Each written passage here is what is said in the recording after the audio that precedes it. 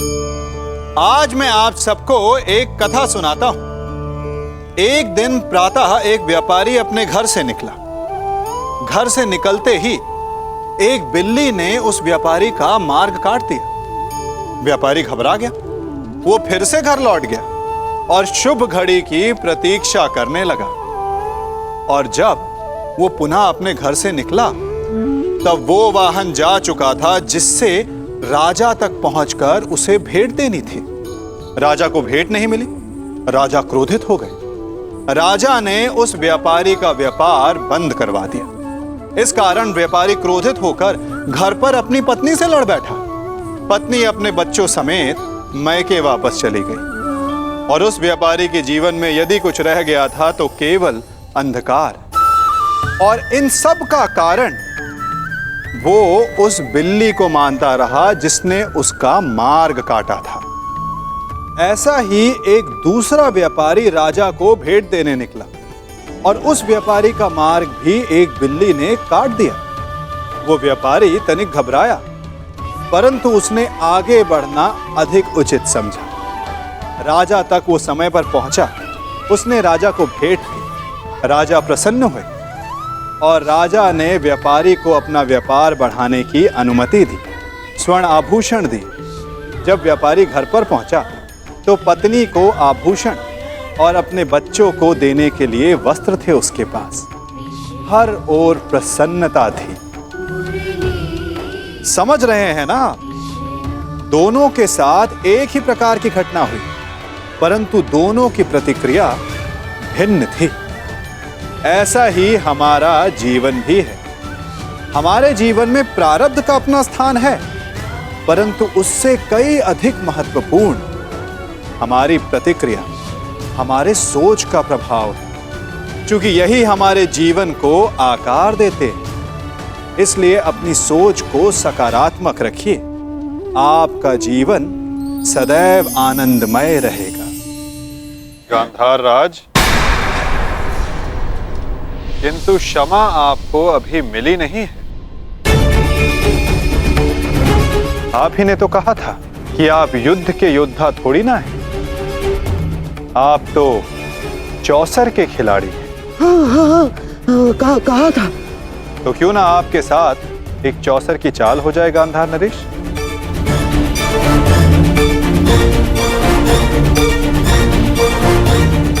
और इस चौसर में आप विजयी होते हैं या पराजित, ये निर्धारित करेगा कि आप गांधार जाएंगे या यमलोक।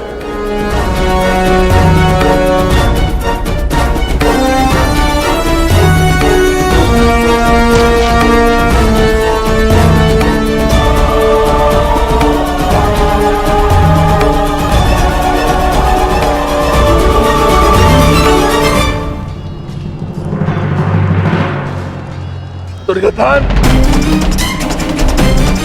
तुमने इस कुरुक्षेत्र को रचा था ना, तो आज स्वयं ही तुम इस कुरुक्षेत्र से जा नहीं पाओगे। मैं तुम्हें विवश कर दूंगा दुर्योधन, विवश कर दूंगा।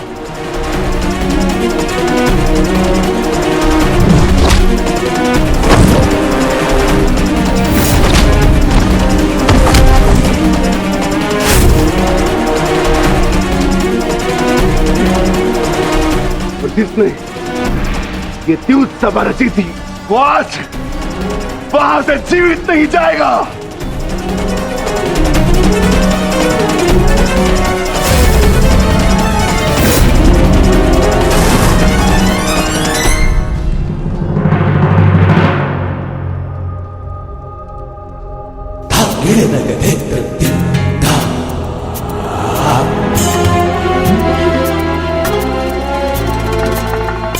तो बताइए गांधार राज, क्या लगाएंगे आप दांव? नग्न मनुष्य नहाएगा क्या और निचोड़ेगा क्या? गांधार बहुत दूर है और हस्तिनापुर इनके पास नहीं। इनके पास केवल बाकी है तो इनका शरीर और इनके वस्त्र।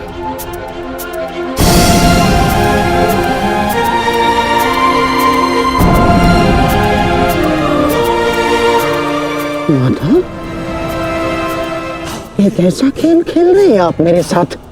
वस्त्र वस्त्र कोई दांव पर लगाता है भला? नहीं नहीं नहीं नहीं, सादेव सादेव, क्या कर रहे हो ये? मैं नहीं खेलूंगा ये दांव, मैं नहीं खेलूंगा ये दांव। दाव तो आपको खेलना होगा गांधार राज,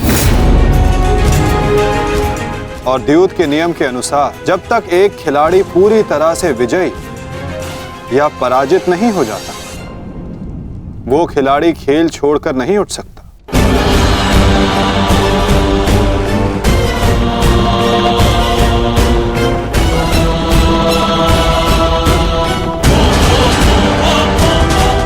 सखी,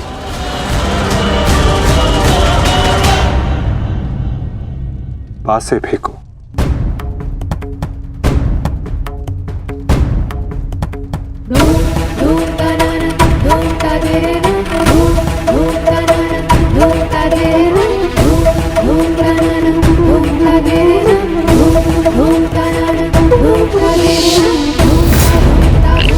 अब ये द्रौपद पुत्री पांचाली विधिवत तुम्हारी दासी हुई।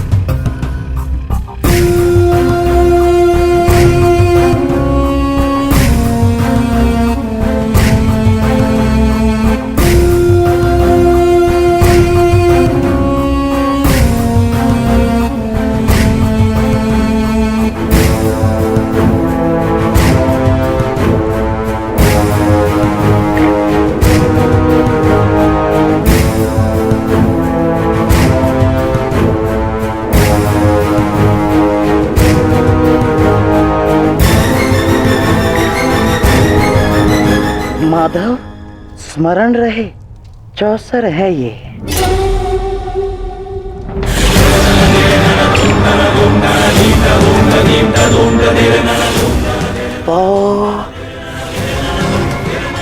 बारह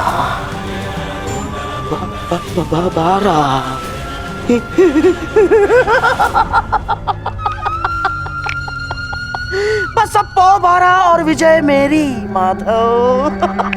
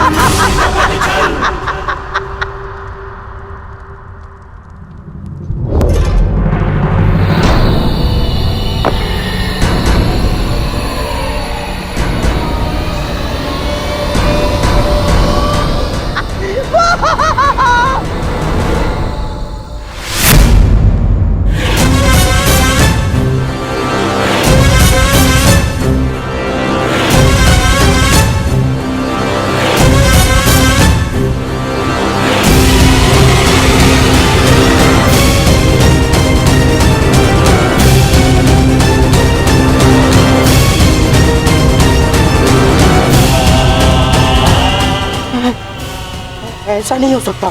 छल है ये माधव, छल है ये मायावी पासे है, छल है ये।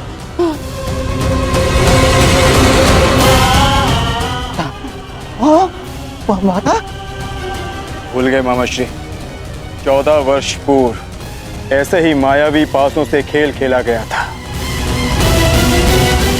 जिसके कारण ये महायुद्ध हुआ।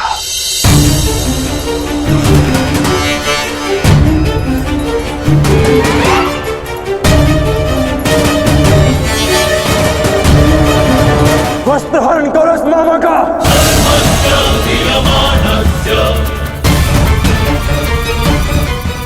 माधव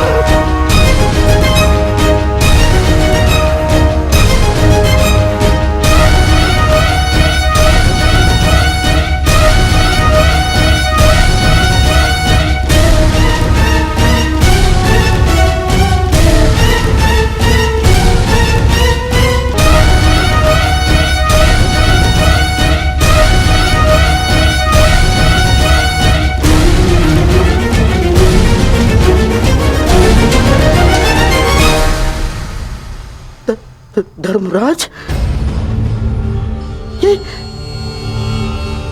ये क्या है सब?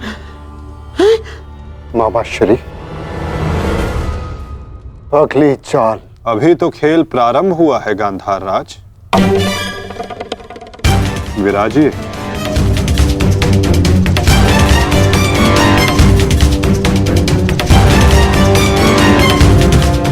बताइए गांधार राज, अब क्या दांव पर लगाएंगे? इनके मुख में 4 सोने के दांत हैं माधव, उन्हें लगाते हैं दांव पर। नहीं नहीं नहीं,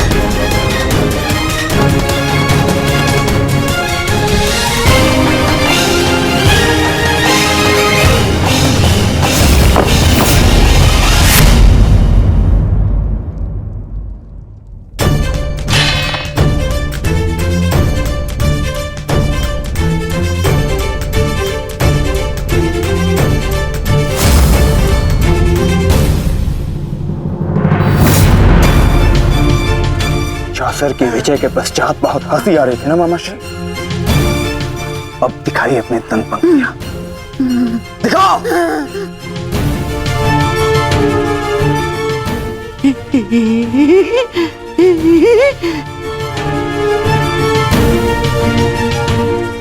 और वो क्या था? साम दाम दंड भेद, युक्ति कपट छल चक्र षडयंत्र।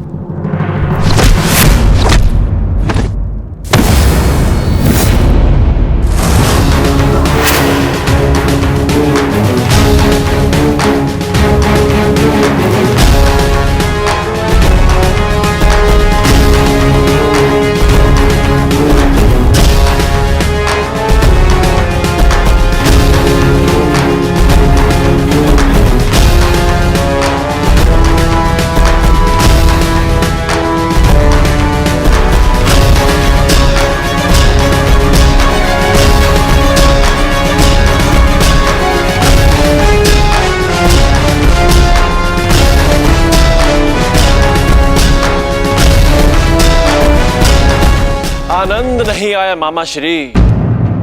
आपके कलुषित रक्त से सना स्वर्ण भी हमें नहीं चाहिए। कुछ और दाव पे लगाते हैं। आपका दाहिना हाथ कैसा रहेगा मामा श्री?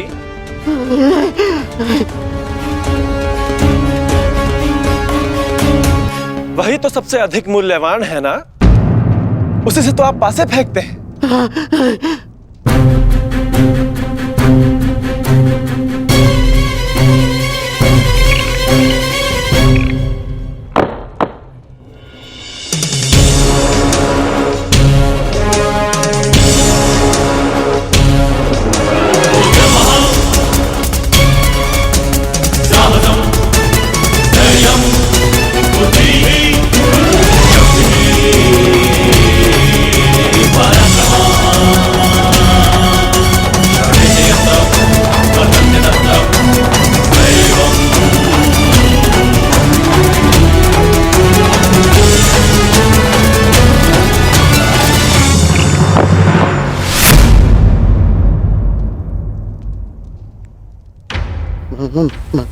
माधव, मुझसे भूल हो गई।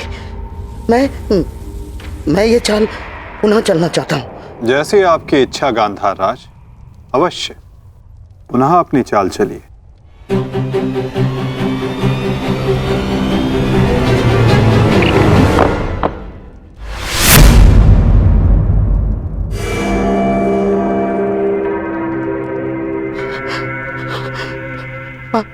पांचाली, मुझसे भूल हो गई।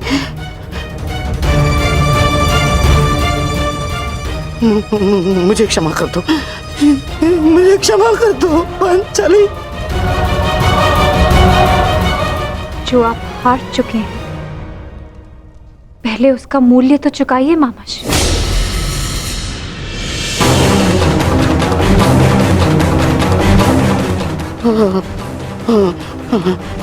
नहीं,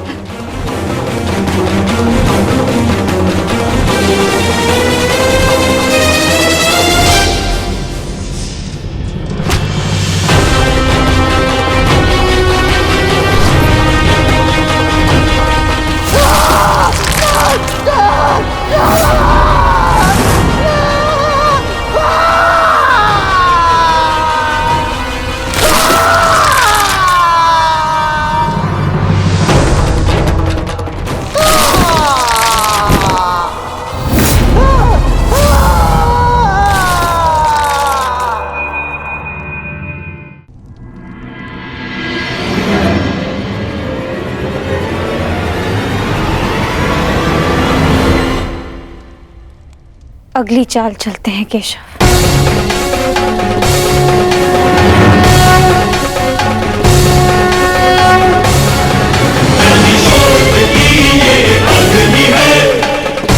किंतु इस बार गांधार राज के पास कुछ लगाने के लिए शेष नहीं है सखी। उनका बायां हाथ माधव, वही हाथ जिससे उन्होंने अभिमन्यु की पीठ पर तलवार भोंकी थी।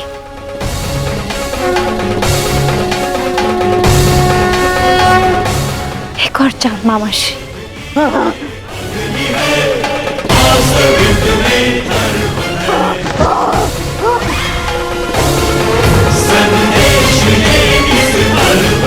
पासे फेंको पांचाली।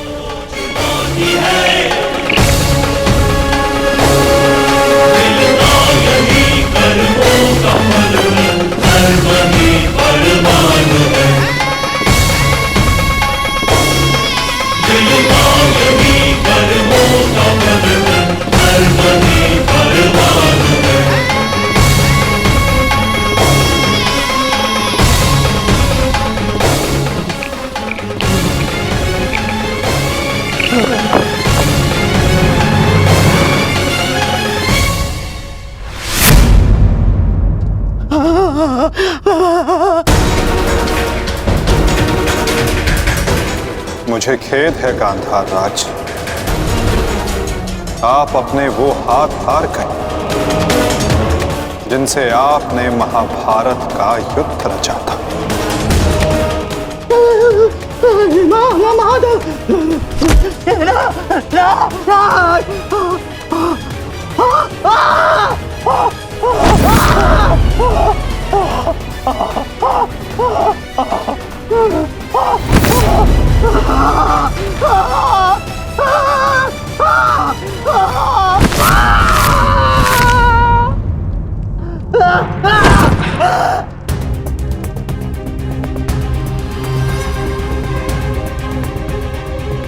इनके हाथों का दोष कम, इनके उस मन, उस मस्तिष्क का दोष अधिक था। उस द्यूत में, उस लाक्षागृह की अग्नि में इनके मन का नाश करो पार्थ।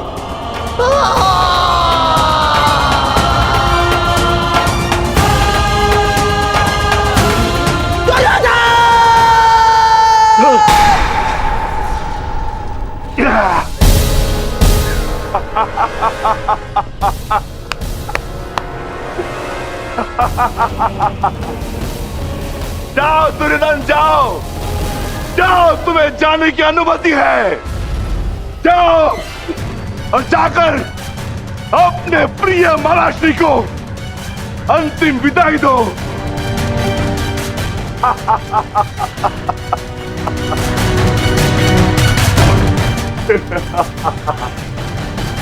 नहीं, नहीं, नहीं।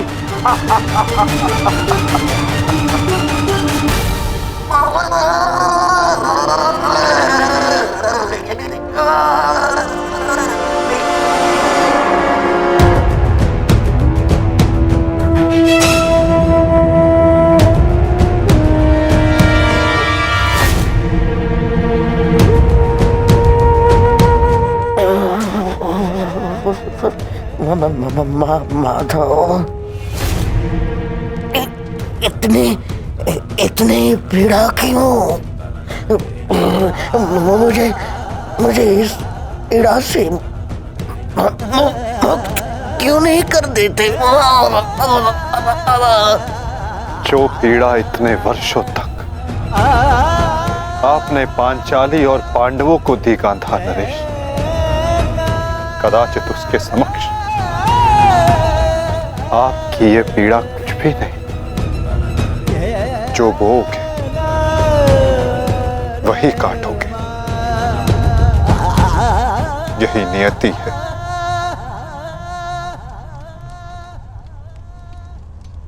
आज आपसे तनिक पीड़ा सहन नहीं हो रही गांधार राज,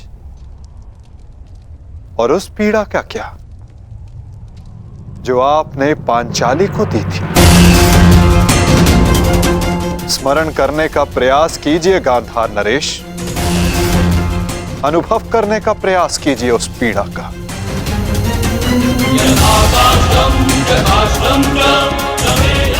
उस भरी सभा में पांचाली के वस्त्रहीन शरीर पर पुरुषों की दृष्टि कांटे बनकर चुभ रही थी।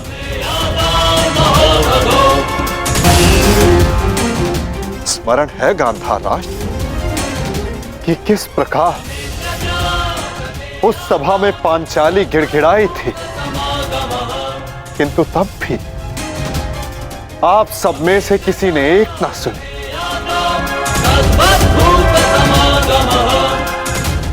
और अब आप चाहते हैं कि हम आपका निवेदन स्वीकार करें गांधार राज। आप वो अधिकार खो चुके हैं।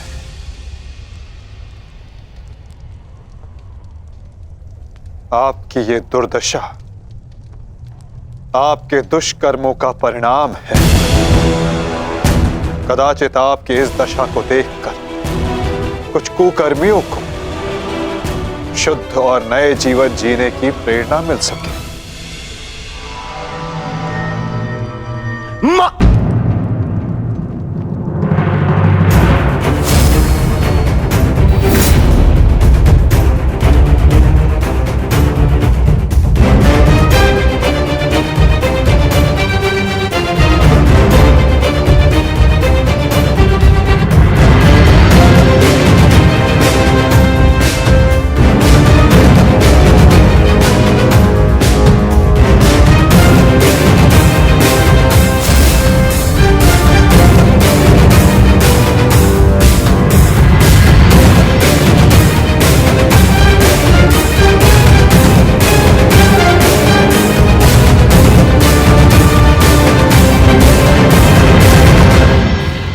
तुम्हारी प्रतीक्षा करेंगे अनुज।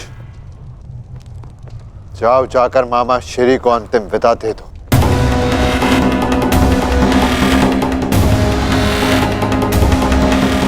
नहीं नहीं,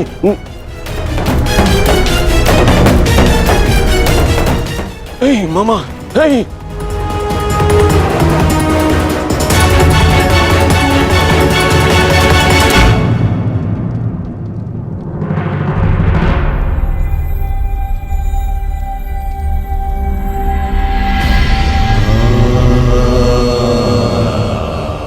नहीं नहीं नहीं नहीं, नहीं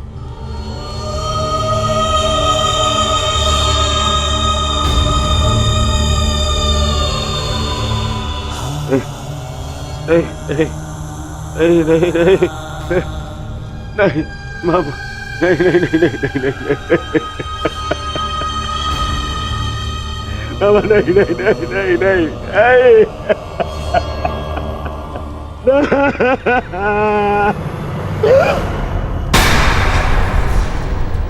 मामा, मामा, मामा, मामा, ये क्या हो गया? मैंने अपने प्राण नहीं त्यागे हैं अभी तक। कहाँ थे तुम? मैं यही था मामा, मैं यही था। ये क्या दुर्दशा कर दी है पांडवों ने? मुझे क्षमा कर दो दुर्योधन। मेरा साथ केवल यही तक का था, परंतु मैं प्रसन्न हूँ क्योंकि एक योद्धा ना होते हुए भी एक योद्धा की मृत्यु मिली मुझे। धन्यवाद दुर्योधन। कहीं नहीं जा रहे हैं आप?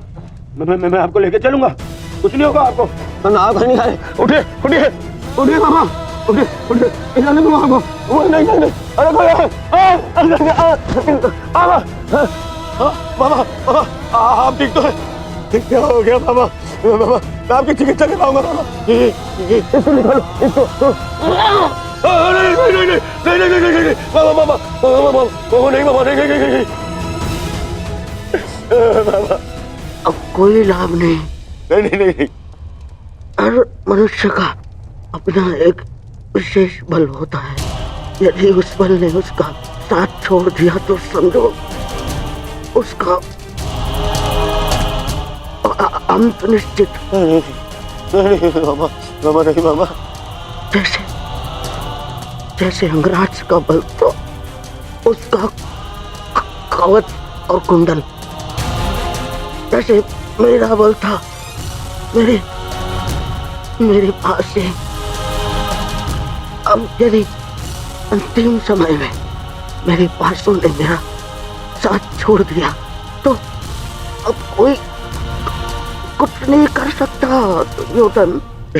नहीं नहीं नहीं मामा, अरे ये जिस गांधार नरेश की नीति से सारा भारतवर्ष कांपता है, इतनी निर्दयता से उसको मारा इन पांडवों ने। हाँ क्या हाल कर दिया है तुम्हारे और बाकी सबके ऊपर। अत्याचार इन पांडवों ने किया है, उसका प्रतिकार आपका भांजा लेगा मामा। मैं छोड़ दूंगा मामा। नहीं दुर्योधन, वास्तविकता तो ये है कि मेरी ये दशा मेरे ही निर्दयी कर्मों का फल है। इस आशा का कारण केवल और केवल मैं स्वयं हूँ। और फिर भी मैं तुम्हें विजयी देखना चाहता हूँ दुर्योधन। तुमने बचपन से मेरी हर बात सुनी और मानी भी, और आज भी तुम्हारे हित के लिए एक बात करना चाहता हूँ तुमसे। बोलो दुर्योधन, चले जाओ। आपको छोड़ के? कहा? नहीं कहीं नहीं जा रहा। मेरी सलाह मानो दुर्योधन, क्योंकि वो वो वासुदेव कृष्ण तुम्हें जीवित नहीं छोड़ेगा, और वो विकोदर भीम उसकी प्रतिज्ञा अवश्य पूर्ण करेगा। दुर्योधन, मैं नहीं चाहता कि मेरी बहन और जीजाश्री के अंतिम संस्कार के लिए कोई शेष न बचे। परिस्थिति को समझो दुर्योधन, तुम आज कुरुक्षेत्र नहीं जाना। आप मुझे भागने की सलाह दे रहे हैं मामा? ना ना ना, मैं तुम्हें भागने की सलाह नहीं दे रहा हूँ, मैं तुम्हें जाने की सलाह दे रहा हूँ। दुर्योधन, यहाँ से जाओगे तो जीवित रहोगे, और यदि जीवित रहोगे तो कल लड़ पाओगे। इस समय तुम मन से टूटे हुए हो दुर्योधन, और यही उस वासुदेव कृष्ण की नीति है कि तुम्हें थकाकर तुम्हें निशस्त्र कर दे।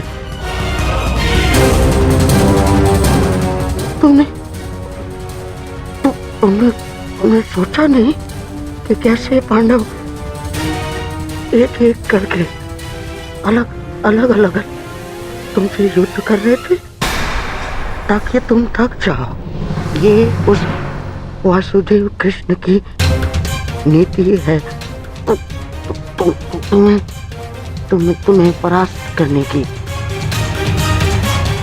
वो अवश्य कोई चाल चल रहा होगा। यहाँ पास में एक सरोवर है दुर्योधन, उसके तल में एक कुआं है जहाँ सरलता से छिपा जा सकता है। वहाँ जाओ, विश्राम करो और अपनी शक्ति पुनः अर्जित करो। मेरी बात मानो। तुम्हें मेरी सौगंध। सरोवर में जाओ, अपने मामा की अंतिम इच्छा का पालन करोगे ना? अपनी मामा की अंतिम आज्ञा का पालन? हाँ मामा, मैं आपकी अंतिम इच्छा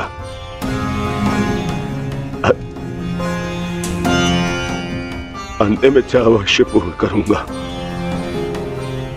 मैं सरोवर जाऊंगा, परंतु छिपने नहीं मामा, जल साधना के लिए,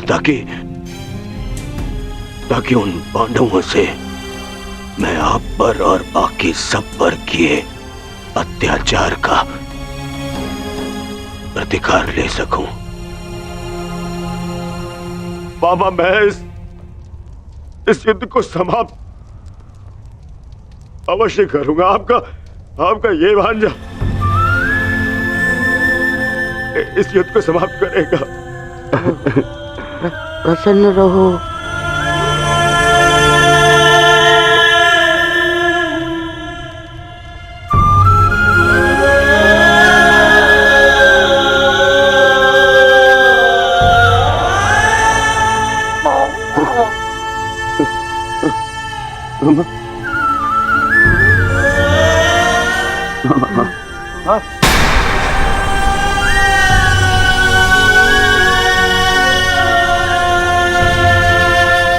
मेरे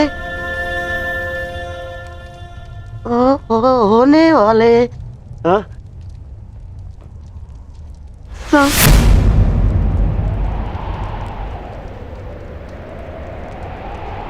सम्राट, मामा, मेरे होने वाले सम्राट पूरा तो बोलो। मामा,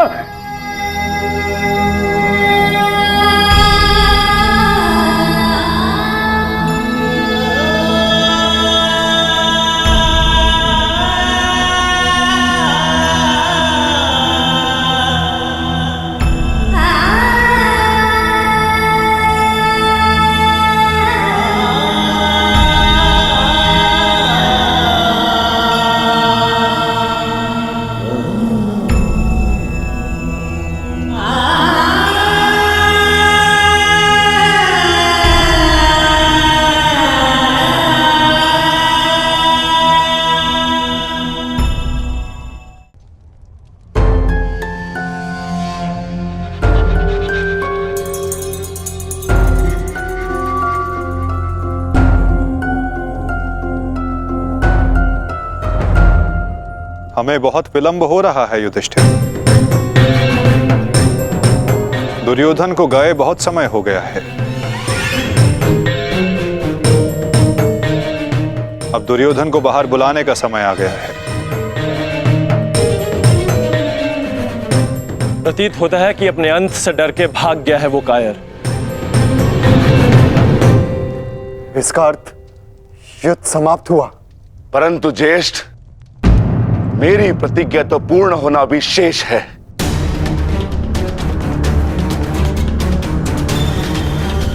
यदि दुर्योधन युद्ध नहीं चाहता तो फिर क्यों युद्ध किया जाए? माता गांधारी का एक पुत्र जीवित रहा तो इसमें समस्या कैसी? समस्या है ज्येष्ठ। माधव ने भी कहा ना कि कांटों के वृक्ष का यदि संपूर्ण नाश ना किया जाए तो फिर से पनप जाता है। उसी भांति यदि अधर्म का संपूर्ण नाश ना किया जाए तो धर्म स्थापना पर संकट होगा।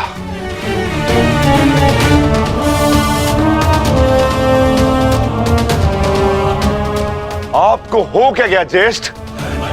हमारे साथ हुए अन्याय को इतना शीघ्र मत भूलिए। क्या आप भूल गए पांचाली के अपमान को? क्या आप भूल गए हम सब की प्रतिज्ञाएं?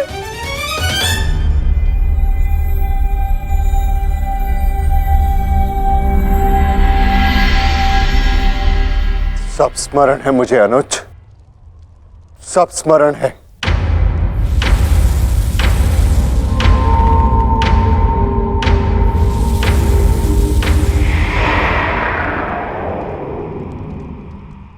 परंतु मुझे तुम्हारी चिंता है।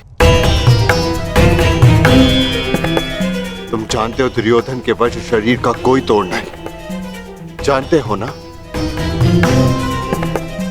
इसीलिए उससे द्वंद्व करना व्यर्थ है। माता गांधारी के वरदान ने उसे अजय बना दिया है।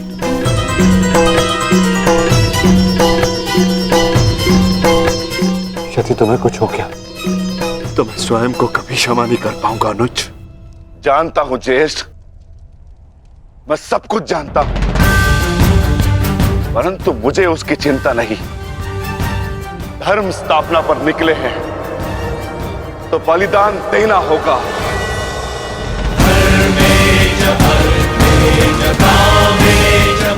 यदि उसके लिए मेरे प्राण क्यों न चले जाए, परंतु मैं प्रयास करना नहीं छोड़ सकता। परंतु दुर्योधन का वध करोगे कैसे? शेषगढ़ ने माता कुंती को वचन दिया था कि उनके 5 पुत्र जीवित रहेंगे। क्या तुम उनके वचन को झूठा हो जाने दोगे? हाँ?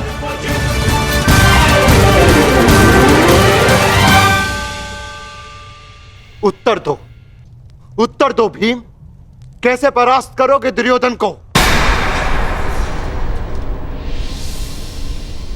जोड़ पर से प्रत्येक वस्तु दुर्बल होती है धर्मराज।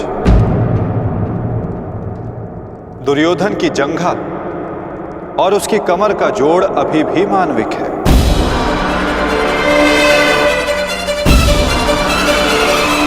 दुर्योधन को वहां से तोड़ा जा सकता है।